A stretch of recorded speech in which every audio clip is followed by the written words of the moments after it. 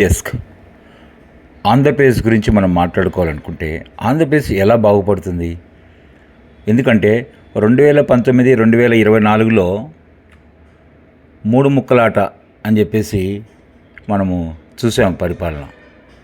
అయితే అందులో మూడు ముక్కలాట అని చెప్పేసి మూడు రాజధానుల పేరుతో 2019, 24 టైం గడిచిపోయింది. ఆ తర్వాత 2024, 29లో మళ్ళీ మూడు ముక్కలాట మొదలైంది, మూడు రాజకీయ పార్టీల పరిపాలనతో. అయితే ఆంధ్రప్రదేశ్లో 2019లో 175 స్థానాలకు గాను 151 వైఎస్ఆర్సీపీ తెచ్చుకున్నది, 23 టీడీపీ తెచ్చుకున్నది, ఒక్కటేమో జనసేన పార్టీ తెచ్చుకున్నది, బీజేపీ 0. అయితే అప్పుడు వైఎస్ఆర్సీపీ కాంగ్రెస్ పార్టీ పాలనలో మూడు ముక్కలాడుతూ చూసాం మనం. ఆ తర్వాత ఈ మూడు ముక్కలాటతో ప్రజల డబ్బులను దోచుకున్న వాళ్ళు ఒక్కొక్కరు జైలు పాలవుతున్నట్టు మనం గమనిస్తున్నాం. మన రాజకీయ నాయకులైనా అధికారులైనా కొంతమంది జైలుకు పోతూ ఉన్నారు, కోర్టు నడుస్తూ ఉంది.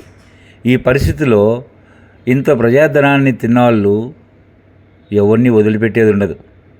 ఇదంతా ప్రజలు గమనిస్తున్నారు. వాళ్ళకు ఏదో ఒకరోజు మంచి బుద్ధి చెప్పే పరిస్థితి వస్తుంది. ప్రతి ఒక్కరు సంపాదన మీద టార్గెట్ పెట్టుకున్నారు, రాజకీయ నాయకులు, అధికారులు కూడా. ఎలాగ రాష్ట్రం బాగుపడుతుంది? ఆ తర్వాత 2024లో 175 స్థానాలకు గాను రివర్స్లో 135 టీడీపీ, జనసేన పార్టీ 21, తర్వాత వైఎస్ఆర్సీపీ కాంగ్రెస్ పార్టీ 11 స్థానాలు తెచ్చుకోవడం జరిగింది. దాంతోపాటు బీజేపీ మంచిగా పుంజుకున్నది, బీజేపీ 8 స్థానాలు తెచ్చుకోవడం జరిగింది.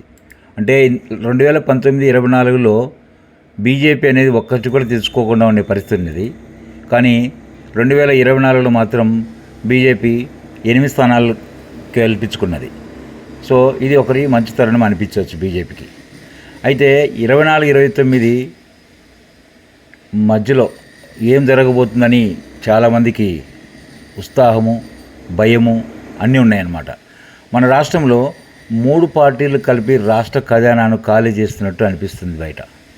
ప్రజల బాగోగులను పక్కన పెట్టి మూడు పార్టీల నాయకులు కుక్కలు కదా ఇస్తారును మూడు భాగాలు కాదు కావలసినంత చించుకున్నట్టు అలా పరిస్థితి ఉంది. ఎందుకంటే ఈ విధంగా ఉండడం వల్ల ఏమవుతుందంటే రాష్ట్రము మూడు ముక్కలాట అనేది కనపడుతుంది మనకు. 2019, 24లో మూడు ముక్కలాట అయింది. మళ్ళీ 24, 29లో కూడా మూడు పార్టీలు కలిపేసి మూడు ముక్కలు చేసేసి దాన్ని కూడా ముగ్గురు పంచుకోవడం జరుగుతుంది. అయితే బయట పరిస్థితి ఎలా ఉందంటే వార్డు మెంబర్ దగ్గర నుంచి ప్రస్తుత రాష్ట్ర స్థాయిలో కూడా మూడు పార్టీల కార్యకర్తలు, లీడర్లు అందరూ ఇదే పనిలో ఉన్నారు. దోచుకున్నంత దోచుకుందాం పద అన్నట్టు వ్యవస్థ ఉంది. ఇదంతా ప్రజలను నాశనం చేయడము, రాష్ట్రాన్ని నాశనం చేసే విధంగా నడుస్తుందన్నమాట.